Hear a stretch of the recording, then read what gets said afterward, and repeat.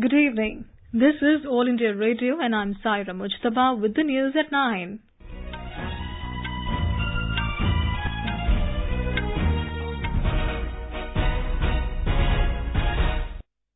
The headlines.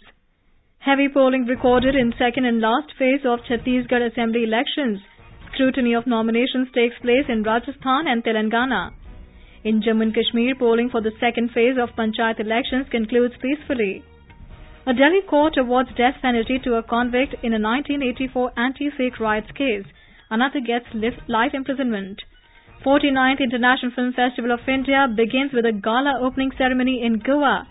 And India assured of 4 medals in Women's World Boxing Championships in New Delhi.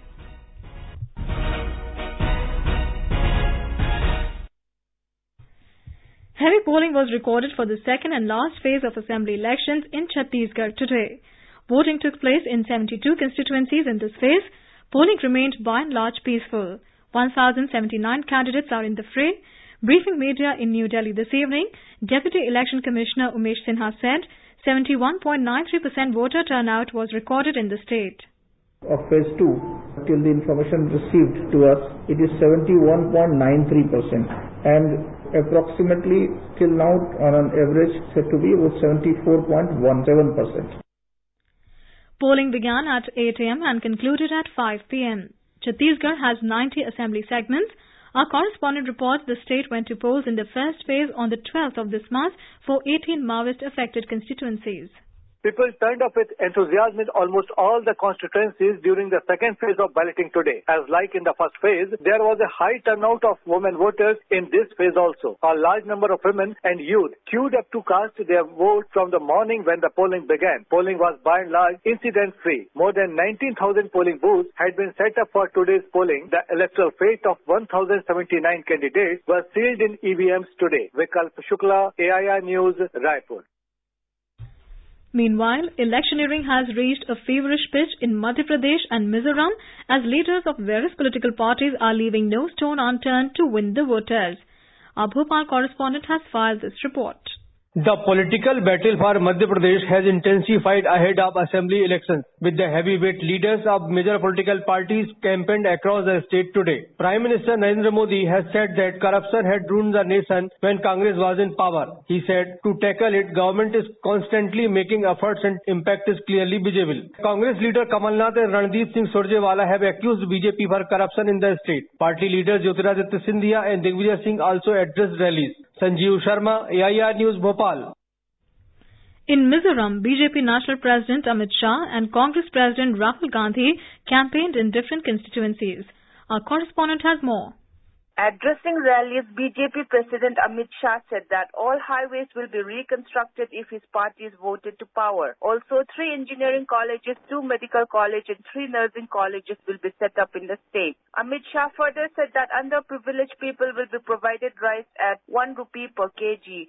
On the other side, Rahul Gandhi in a rally at Champhai and Aizawl said that in the last 5 years, the state achieved 5% increase in production of agriculture and horticulture produces. He said that Congress government has established first medical college in the state and moving for making the state global center of car racing. Irene, AIR News, Aizawl.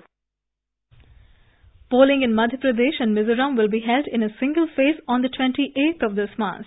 Scrutiny of nominations took place in Rajasthan and Telangana for assembly polls. Thursday is the last day for withdrawal of nominations. 613 nominations have been rejected after scrutiny in Rajasthan. Candidates have now started campaigning in the state.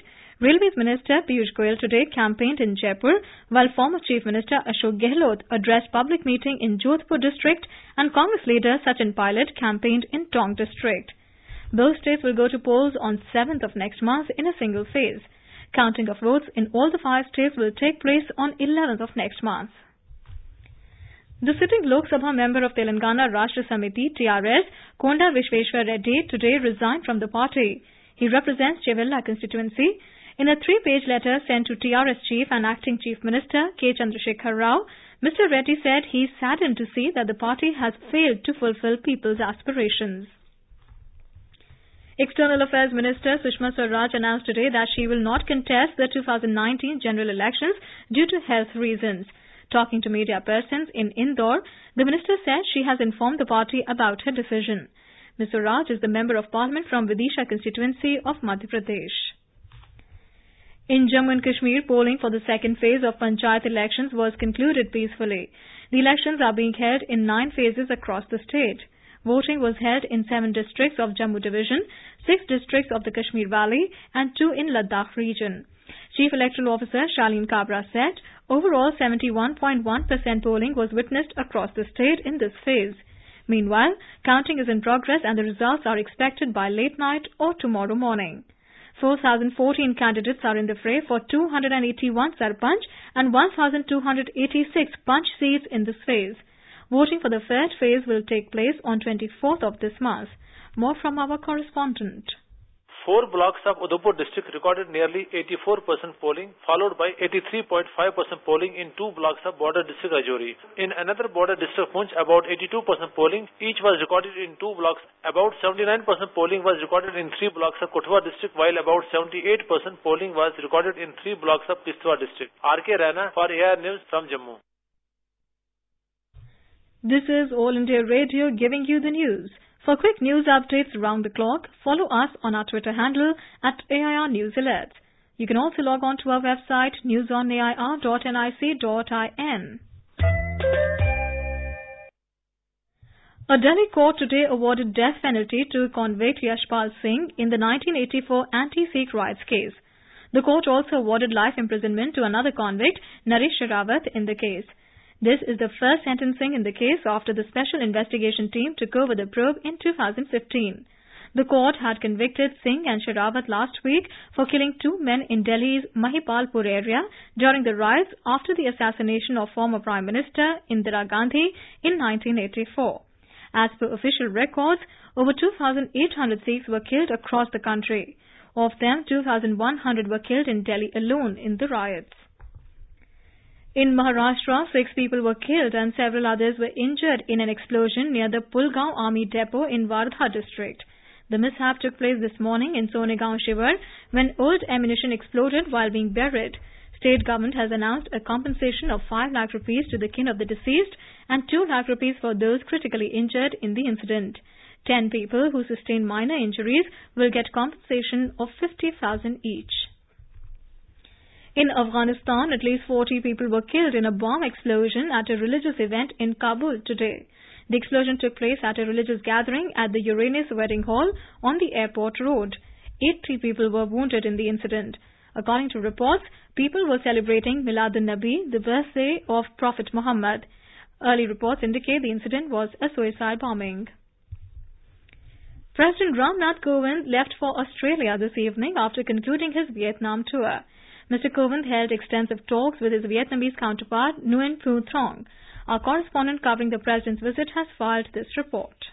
Before leaving for Sydney, President Ramnath Kovind met Vietnamese Prime Minister to discuss growing economic opportunities in their own countries and region. During talks with his counterpart, the two leaders discussed range of bilateral and multilateral issues. MOUs in the field of communication, education, trade and investment was also signed to take the bilateral agenda forward. The President addressed National Assembly for first as any Indian president. President was also accorded Military Guard of Honor at a presidential palace in Hanoi. Sanjeev Sundaryal, AIR News, Hanoi, Vietnam. Prime Minister Narendra Modi will share his thoughts with the people in India and abroad in the 50th edition of the Mann Ki Baat program of All India Radio this Sunday. Mr. Modi has been raising a number of important issues through the monthly program. In his Mann Ki Baat address in August last year, he urged the country's youth to concentrate on outdoor sports.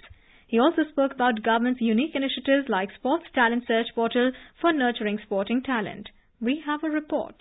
In the 35th edition of Mann Ki Baat, Prime Minister Narendra Modi said he wants the younger generation of the country to take part in sports. He said sports should become part of everyone's lives and youth should get manifested in field sports as well. मैं चाहता हूं कि हमारे देश की नई पीढ़ी खेल से जुड़े, खेल हमारे जीवन का हिस्सा बने. अगर हम दुनिया के युवा देश हैं तो हमारी ये तरुणाई खेल के मैदान में भी नजर आनी चाहिए. स्पोर्ट्स यानी physical fitness, mental alertness, personality enhancement. मैं समझता हूँ इससे ज्यादा क्या चाहिए. खेल एक प्रकार से दिलों का मेल की एक बहुत बड़ी जड़ी बूटी है. हमारे देश की युवा पीढ़ी खेल जगत में आगे आए। Talking to AIR News, athlete Milkha Singh praised government schemes like Khelo India as a remarkable initiative to hunt and nurture talent among the youth. He stressed that talented children should be trained well so that they can excel in sports. Khelo India वाली scheme तो बहुत अच्छी है।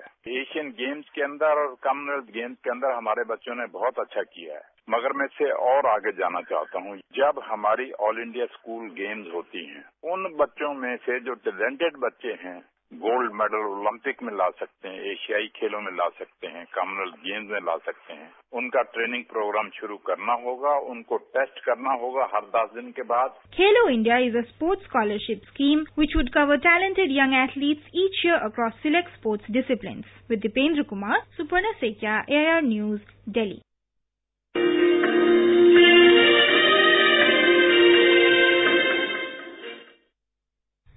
The 49th International Film Festival of India, IFFI, began in Goa this evening. The opening ceremony was held at the Shyama Prasad Mukherjee Stadium in Bambolim near Panchayat. Goa Governor Mridula Sinha, Information and Broadcasting Minister Rajavardhan Rathore and Information and Broadcasting Secretary Amit Khare were present on the occasion. A host of celebrities including Akshay Kumar and Karan Johar also graced the occasion. While Israel is the focus country, Jharkhand is the focus state this year.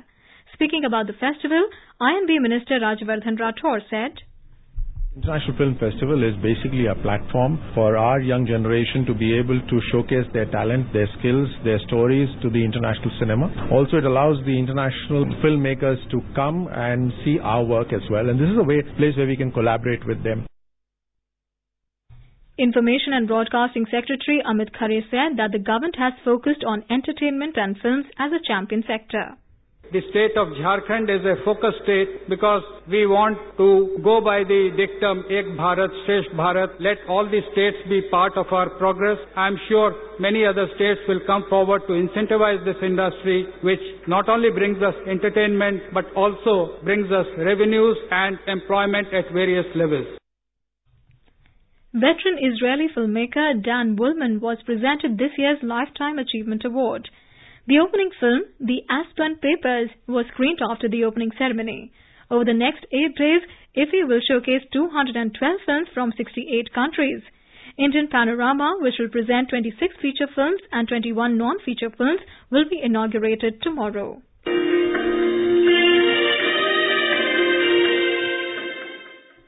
News Services Division of All India Radio brings you a special daily roundup on the film festival. The roundup is being broadcast in Parikrama and Aaj Savere programs and will continue till 29th of this month. Stay tuned to FM Gold for the latest updates about the festival.